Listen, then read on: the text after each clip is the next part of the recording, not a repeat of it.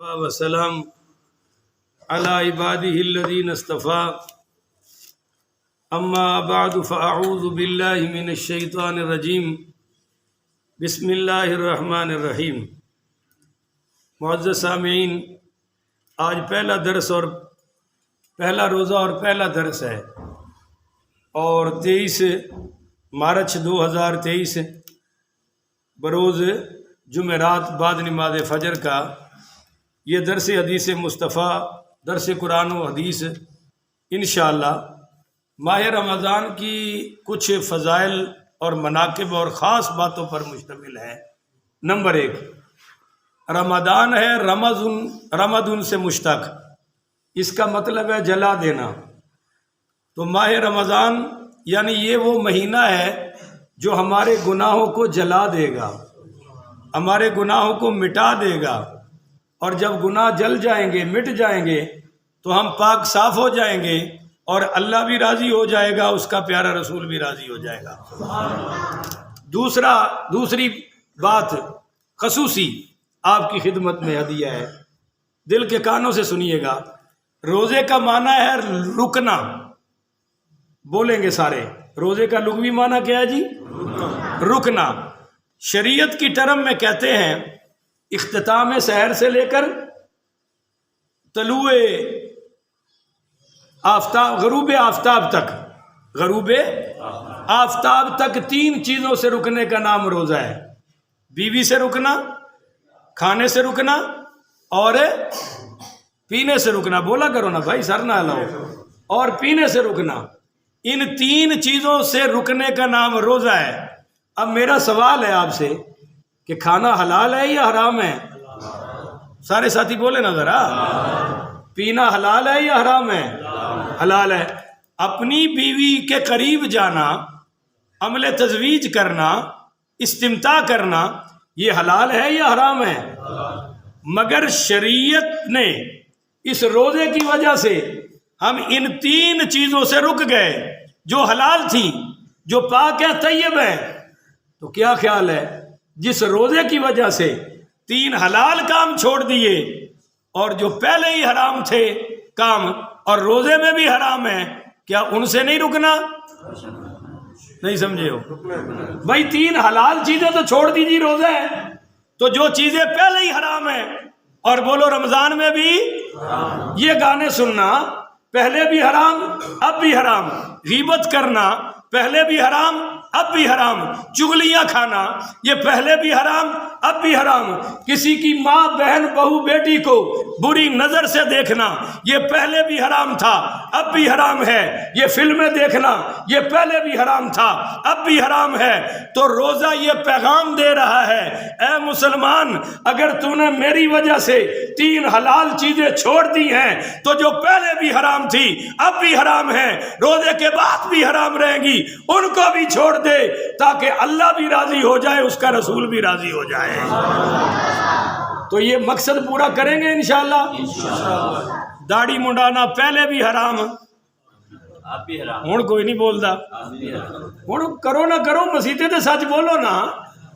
داڑھی منڈانا پہلے بھی حرام اور روزے میں بھی، تو کیوں نہیں چھوڑتے بھائی؟ نماز نہ پڑھنا پہلے بھی حرام اور روزے میں بھی، تو پڑھیں گے نا انشاءاللہ، اور پھر جماعت کے ساتھ پڑھیں گے۔ یہ 2 باتیں ہوں گی۔ اب تیسری بات، عربی میں مسلمان کس کو کہتے ہیں؟ کوئی ہاتھ کھڑا کر کے بتا دے، آپ سب کو اجازت ہے۔ حالانکہ میں نے کئی بار شاید بتایا بھی ہو، کیونکہ میں اکثر بیان کرتا رہتا ہوں۔ بتائیں جی، بس تسی مولویوں کا امتحان لیندے ہو، کدے سانو بھی لین دیا کرو، پتہ تو لگے نا، تسی سانو چیک کر دیو، اسی تانوں چیک کریے۔ مسلمان، آپ کہیں گے جی جس نے کلمہ پڑھ لیا وہ اسلام میں داخل ہوا ہے۔ عربی میں مسلمان کس کو کہتے ہیں؟ عربی میں مسلمان اس اونٹ کو کہتے ہیں، توجہ سے سنیے گا، جس کے ناک میں نکیل پڑی ہو۔ بولو، جس کے ناک میں نکیل پڑی ہو اور وہ مہار پڑی ہو، مہاری کہتے ہیں آپ، جس نے پکڑی ہو وہ جہاں بٹھائے اونٹ ہے بیٹھ جائے، وہ مہار والا کھڑا کرے اونٹ کھڑا ہو جائے، مہار والا چلائے اونٹ چل پڑے، مہار والا جہاں سے کھلائے وہ کھائے، جہاں سے پلائے وہ پیے، تو جس اونٹ کی اپنی مرضی پر کوئی مرضی نہیں چلتی اس کو عربی میں مسلمان کہتے ہیں، مسلم کہتے ہیں۔ اب یہی مسلم والا لفظ مجھ پر اور آپ پر مستعمل ہو رہا ہے، تو کیا وجہ ہے؟ وجہ یہ ہے کہ ہماری زندگی کی بھاگ دوڑ میں لا الہ الا اللہ محمد الرسول اللہ کی مہار پڑی ہوئی ہے، نکیل پڑی ہوئی ہے۔ ایک سرا اللہ کے قرآن میں ہے، دوسرا سرا سرکار کی میٹھی زبان میں ہے۔ ہم اپنی مرضی والے نہیں ہیں، اب جو رب رسول فرماتا جائے گا مسلمان عمل کر کے دکھاتا جائے گا۔ یہ اسی کی تو ٹریننگ ہے کہ نہیں کھانا چاہتے، حکم آ گیا کھاؤ، تو اب سحری کھائیں گے، بولو سحری۔ اور اگر کوئی اب روزہ رکھ کے کھانا چاہے تو کھا سکتا۔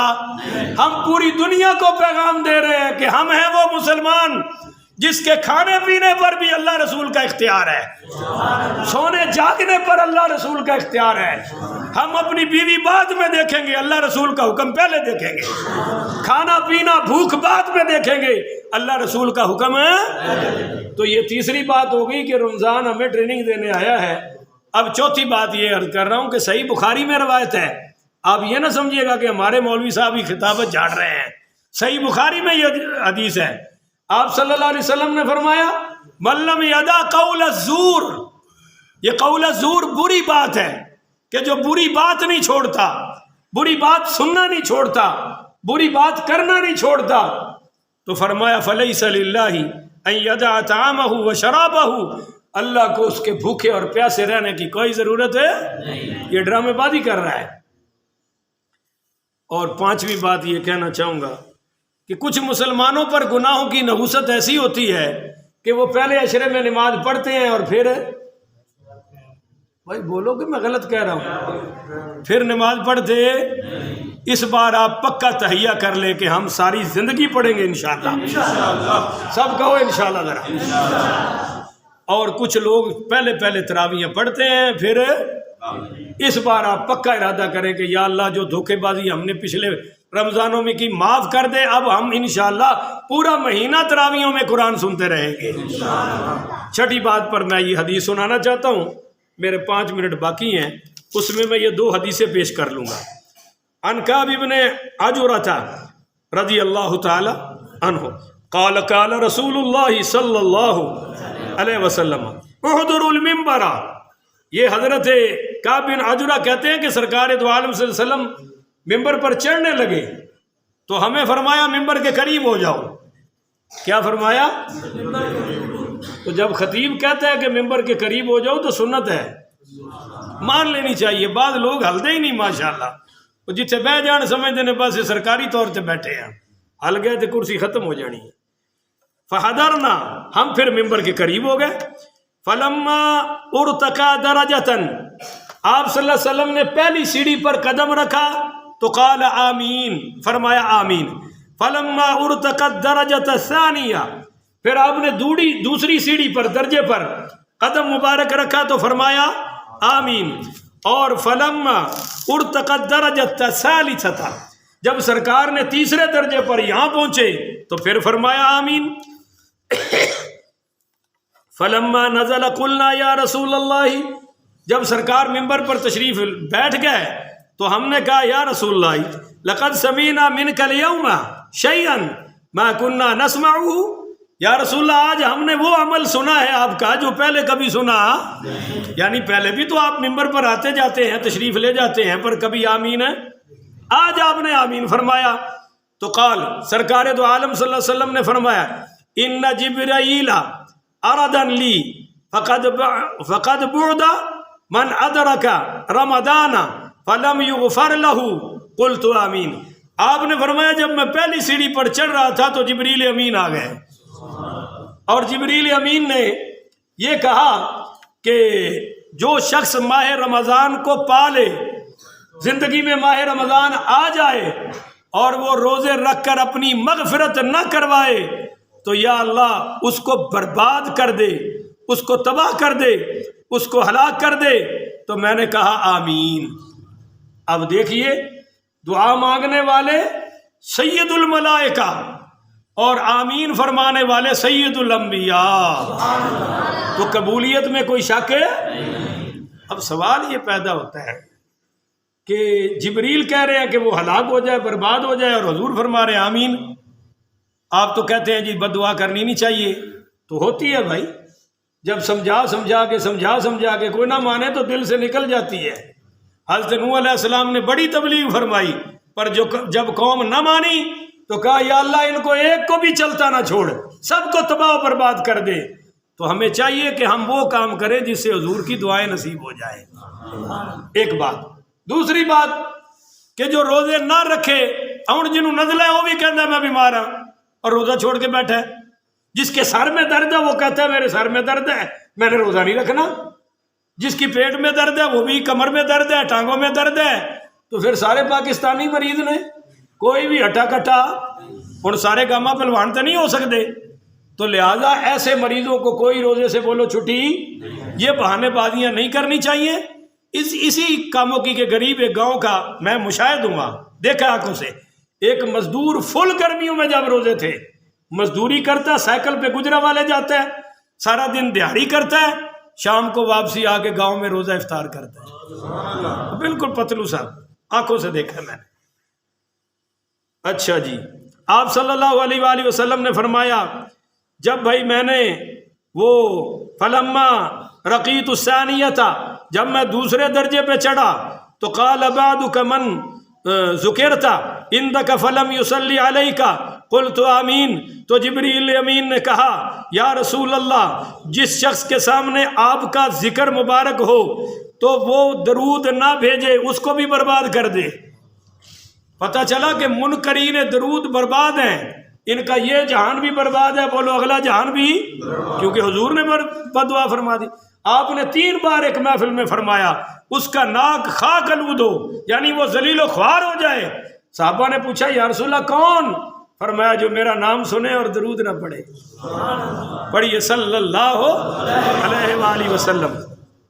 اچھا جی، تیسرا، آپ صلی اللہ علیہ وسلم نے فلما رقیت الثالثة قال بعد من ادرک ابویہ الکبر عنده او احدهما فلم يدخلاه الجنت قلت آمین۔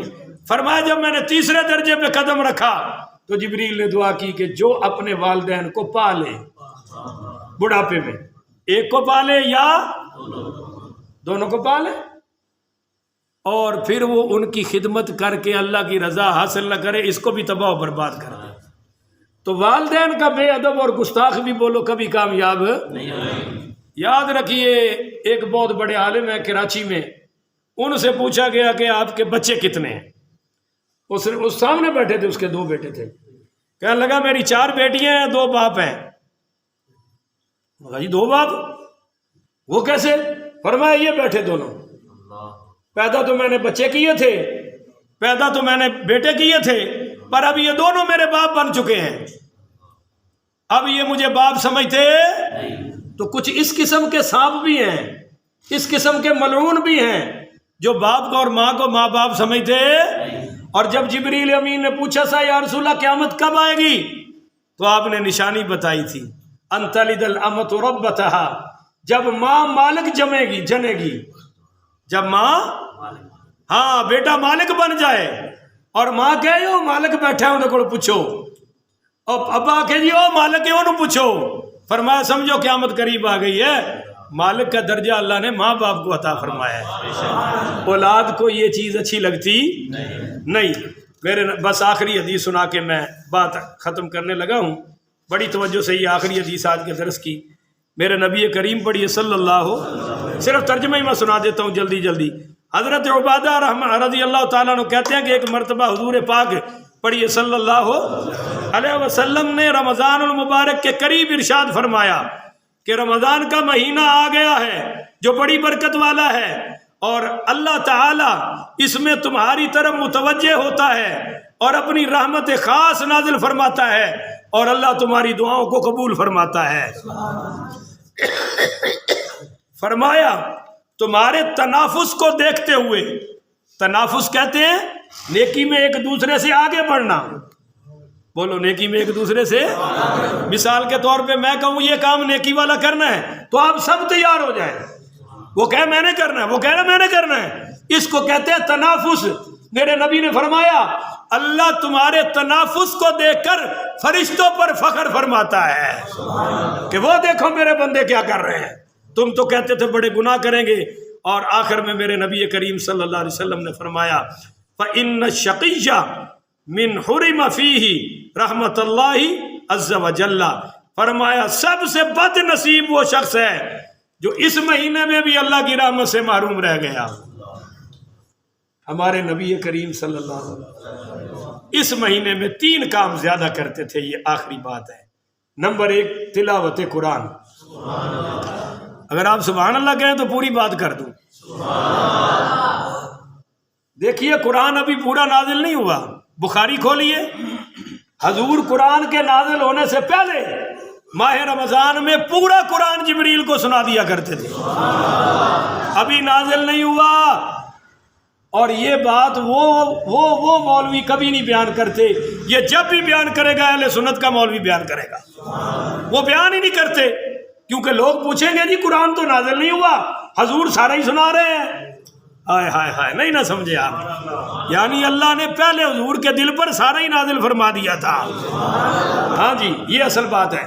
دوسرا عمل، سرکار اپنی کمر مبارک میں پٹکا باندھ لیا کرتے تھے کہ تھکاوٹ نہ ہو جائے، اور ساری ساری رات عبادت فرماتے تھے۔ آپ نوافل کا زیادہ اہتمام فرمائیں گے۔ تیسرا، کہتی اما عائشہ صدیقہ کہ تیز ہواؤں سے بھی زیادہ حضور کی سخاوت ہوتی تھی، اور مال جمع بھی نہیں ہوتے تھے کہ خزانے بھرے ہیں دیتے جا رہے ہیں، جمع نہیں ہوتا تھا، پر کسی سائل کو خالی بھی نہیں جانے دیتے تھے۔ تو تیسرا عمل ہے جی سخاوت، ارد گرد دیکھیں، غریبوں کا خیال رکھیں، مدارس عربیہ کا خیال رکھیں، مساجد کا خیال رکھیں، کیونکہ مدارس کو پوچھنے والے بڑے کم رہ گئے ہیں۔ مدرسے میں پڑھنے والا ہر بچہ میرے نبی کا مہمان ہے، آپ نے اگر اس کی خدمت کی تو سمجھ لیں کہ آپ نے مہمان رسول کی خدمت کر دی، آپ میزبان بن گئے، وہ مہمان بن گئے۔ اللہ تعالیٰ سے دعا ہے اللہ تعالیٰ یہ کام کرنے کی توفیق عطا فرمائے۔ ہمارے حاجی اللہ دیتا صاحب نے ماشاءاللہ بڑی خدمت فرما رہے ہیں، سارے روزوں کا ثواب لے گئے ہیں۔ ہاں جی، سارے بچوں کو روزہ رکھوا رہے ہیں، روزے والوں کو، اور ان کو کپڑے وغیرہ بھی لے کر دے رہے ہیں۔ اللہ یہ نیکیاں سب کو کرنے کی توفیق عطا فرمائے، کہو آمین۔ اور باقی بھی ساتھی بہت کچھ کر رہے ہیں اور کریں گے، کہو انشاءاللہ، کہو نا انشاءاللہ جی، اللہ سب کو توفیق عطا فرمائے۔ آخر ودعوانا ان الحمدللہ رب العالمین۔